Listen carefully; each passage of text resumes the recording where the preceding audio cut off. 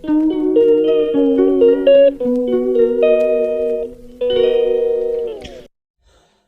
दोस्तों, कैसे आप लोग। और मैं हूं आपका अपना डॉक्टर नवनीत कालरा। और अभी जो इतनी सारी खराब न्यूज़ आप हर रोज़ सोशल मीडिया के थ्रू देख रहे हो कि इतने हार्ट अटैक हो रहे हैं और लोगों की डेथ हो रही है, यंग पेशेंट्स की डेथ हो रही है। आज टॉपिक यही है, सडन कार्डियक डेथ। ये जो अचानक हार्ट से रिलेटेड डेथ होती है, इसके वार्निंग साइन क्या होते हैं? ऐसे कौन सा सिम्टम होते हैं जहां से हमें पता चल जाए कि भाई ये वार्निंग साइन हो सकता है आने वाला कुछ। और सडन कार्डियक डेथ कब बोलते हैं? कि सिम्टम आने के 1 घंटे के अंदर अगर डेथ हो जाए तो इसी को सडन कार्डियक डेथ बोलते हैं। और सबसे ज़्यादा कॉमन कॉज हार्ट प्रॉब्लम ही होता है, हार्ट से रिलेटेड जो कोरोनरी आर्टरी डिजीज है ना, ब्लॉकेज। लेकिन इसके अलावा भी और काफ़ी कारण होते हैं। लेकिन मेरा आज टॉपिक है warning sign of sudden cardiac death, कि आपके ऐसे कौन से सिम्टम होते हैं जो पता चल जाएं तो हमें अलर्ट हो जाएं कि भाई कुछ प्रॉब्लम हो सकती है, ये सडन कार्डियक डेथ का या इस तरह की प्रॉब्लम से रिलेटेड ये साइन सिम्टम हो सकते हैं।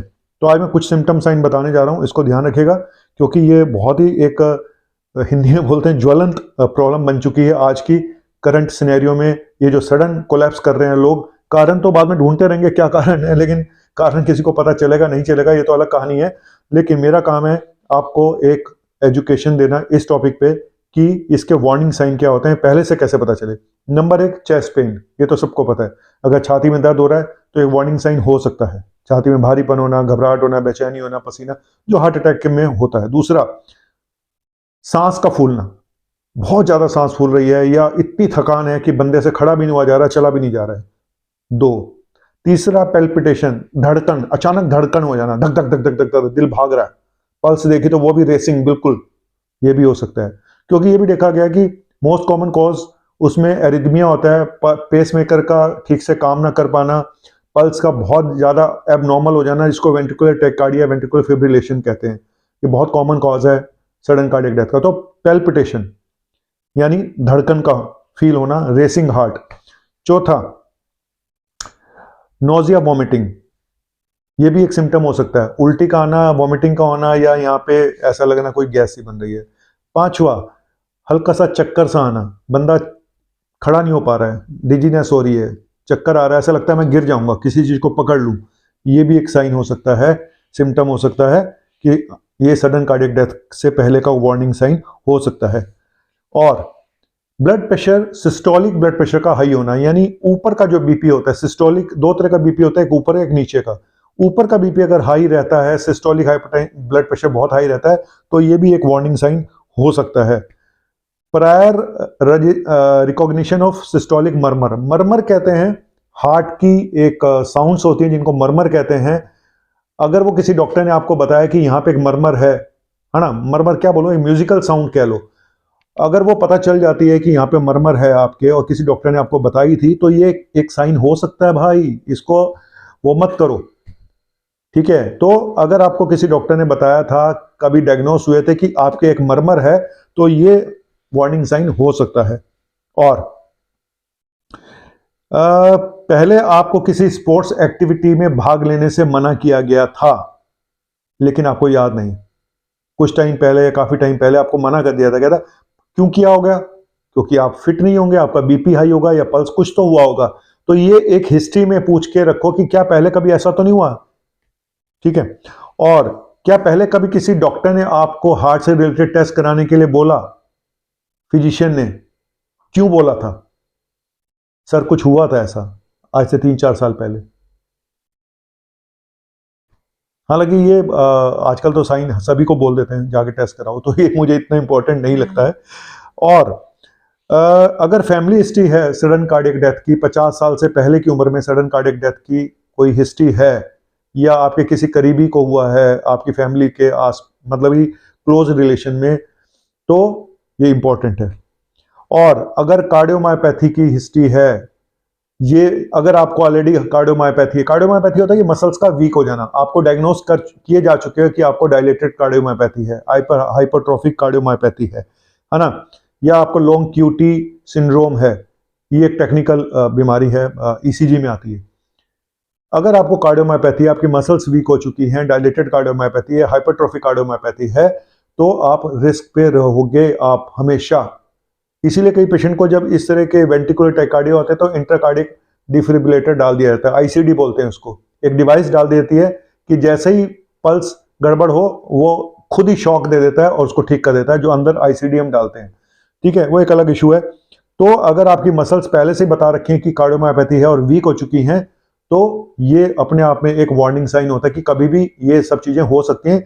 इसीलिए इन लोगों में आईसीडी नाम की डिवाइस डाल दी जाती है। डिफिब्रिलेटर जो होता है वो अंदर ही डाल दिया जाता है, एक छोटा सा एक मशीन कह लो। अब ये जो कार्डियोमायोपैथी हो, ये जो मसल्स वीक हो जाती है, ये किन लोगों में ज़्यादा होती हैं? एक तो वो जो शराब पीते हैं, ठीक है। दूसरा जो जिनको मैंने बताया कि dilated cardiomyopathy, hypertrophic cardiomyopathy already diagnose है, जिसका कोई कारण नहीं पता। मोटापा है जिन लोगों को, या हार्ट में फाइब्रोसिस हो जाए, या फिर मायोकार्डाइटिस। मतलब ये मायोकार्डाइटिस वाला एलिमेंट जरूर नोट करिएगा, क्योंकि जब मैसेंजर आरएनए वैक्सीन दी गई थी तो ये पाया गया था कि कुछ लोगों में मायोकार्डाइटिस हुई थी, मतलब सूजन आई थी। हालांकि ये बताया गया था कि ये टेम्परेरी है, ठीक हो जाती है थोड़े दिनों में।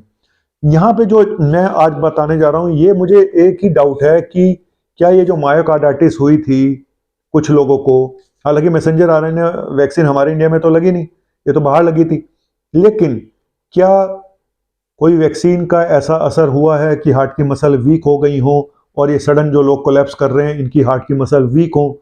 लेकिन ये मसल वीक पता कैसे चलेंगी? अगर मान लो ये जो लोग कोलैप्स कर रहे हैं, तो पता कैसे चलेंगी कि हमारी हार्ट की मसल वीक है या हो गई है? कोविड से हुई है या किस वजह से हुई है, वैक्सीन से हुई है, ये तो अलग कहानी है। लेकिन ये जो सडन मायोकार्डाइटिस जो कहते हैं, मसल्स में सूजन का आ जाना, और मसल में सूजन का आ जाना कैसे डायग्नोस होगा?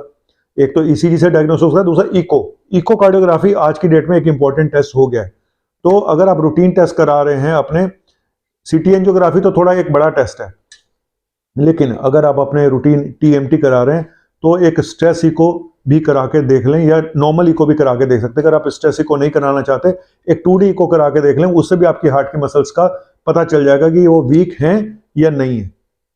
ठीक है, क्योंकि नॉर्मली जो हमारा मसल की हम वो देखते हैं सिस्टोलिक जो आपके फंक्शन होते हैं, जो हार्ट की मसल के फंक्शन होते हैं, वो इजेक्शन फ्रैक्शन नाम का एक उसमें वो होता है, जो कि 55 to 60% होता है नॉर्मल इंसान का। वो अगर लो हो जाता है, बिलो 50% आ रहा है तो माइल्ड है, 30% से नीचे आ जाता है अगर वो फंक्शन, तो सीवियरली आपके फंक्शन जो लेफ्ट वेंट्रिकुलर फंक्शन है तो वो डिरेंज है। इजेक्शन फ्रैक्शन पुअर होना ये बताता है कि आपकी मसल्स वीक हो चुकी हैं। लेकिन क्या ये मसल्स वापस से आ जाती हैं? जी हाँ, मेडिसिन के साथ। और आज सुबह भी मैंने एक वीडियो डाला था हार्ट फेलियर के ऊपर। हार्ट फेल तभी होता है जब मसल्स वीक हो जाएं, और सडन डेथ इन लोगों में ज़्यादा चांस होता है जिनकी मसल्स वीक हो जाती हैं। लेकिन बहुत सारे लोग ऐसे भी होते हैं जिनको पता ही नहीं होता कि हमारी मसल्स वीक हो गई हैं। ठीक है, तो उसके लिए इकोकार्डियोग्राफी, 2D इकोकार्डियोग्राफी, या कलर जो डॉपलर है इकोकार्डियोग्राफी, जो भी आपको अवेलेबल हो, उससे आप पता लगा सकते हैं इस चीज़ का। तो एक छोटा सा टॉपिक था, मैंने आपको ये बताया कि ये जो है सिम्टम है जो सडन कार्डियक डेथ से पहले के वार्निंग साइन है कि हाँ ऐसा हो सकता है। आज मैं आपको एक बात बताता हूँ, पैनिक डिसऑर्डर के भी सिम्टम ऑलमोस्ट सेम ही होते हैं, बिल्कुल सेम होते हैं। दिक्कत सारी यही है कि एक आम इंसान को कैसे पता चले कि तुझे पैनिक डिसऑर्डर हो रहा है या हार्ट की प्रॉब्लम हो रही है।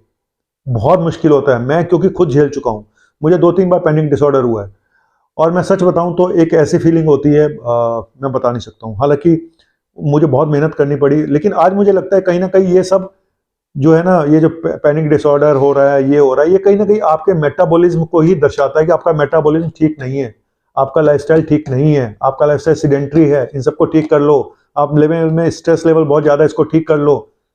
तो दवाइयां जब तक आप खाते हो वो ठीक रहता है, लेकिन बाद में फिर वैसा हो जाता है। इसलिए लाइफस्टाइल को चेंज करना, अपने आप को डी स्ट्रेस करना, अपने आप को बहुत हेल्दी रखना, एक्टिव रखना, वॉक, मेडिटेशन, योगा, डाइट सब करोगे तब जाके कुछ होता है। और पैनिक डिसऑर्डर मुझे जब हुआ, 2 बार हुआ, 3 बार हुआ, 2 बार मैं हॉस्पिटल में ही था। सोचिए, ऐसा लगता था जैसे कि बस किसी ने निचोड़ के रख दिया और मैं कुछ पकड़ लूं, नहीं तो मुझे चक्कर से आने शुरू हो गए थे। मुझे लगता था मैं गिर जाऊंगा, हार्ट भी पैल्पिटेशन भी हो रहे हैं, मुझे इतनी वीकनेस हो गई कि मैं इससे खड़ा भी नहीं हो जा रहा, और मुझे लगता था मैं गिरने वाला हूँ। मैंने फटाफट किसी को पकड़ा और मैंने कहा मुझे फटाफट व्हील चेयर पर लेके अंदर आईसीयू में लेके चलो, मेरा ईसीजी करो। फटाफट ईसीजी किया तो पता चला पल्स रेट बहुत हाई था, 140 150 था। रीजन कोई भी रहा हो वो तो एक अलग इशू है, लेकिन यही सेम सिम्टम, यही फीलिंग सेम, ऐसा लगता है कि आप मौत के बिल्कुल पास से होके आए हो। मैं समझ सकता हूं कि क्या फीलिंग होती होगी जब ये सडन कार्डियक डेथ होती है। सेम ऐसे ही होता होगा, आपको लगता है मैं जा रहा हूं, और जो चले गए, आपने अगर वीडियो भी देखे होंगे तो ऐसे गिरते जाते हैं। लेकिन दिक्कत ये है, अब जो वीडियो आ रहे हैं सब जगह बोल रहे हैं इनकी डेथ हो गई, डेथ हो गई। यार पहले प्रार्थना करते थे सुबह, जो हमारी प्रेयर होती थी वहां बच्चे गिर जाते थे, जिसको सिनकपी कहते हैं। तो ये ना हो कि कल को कोई बच्चा गिर गया, आपने बोल दिया कि ये देखो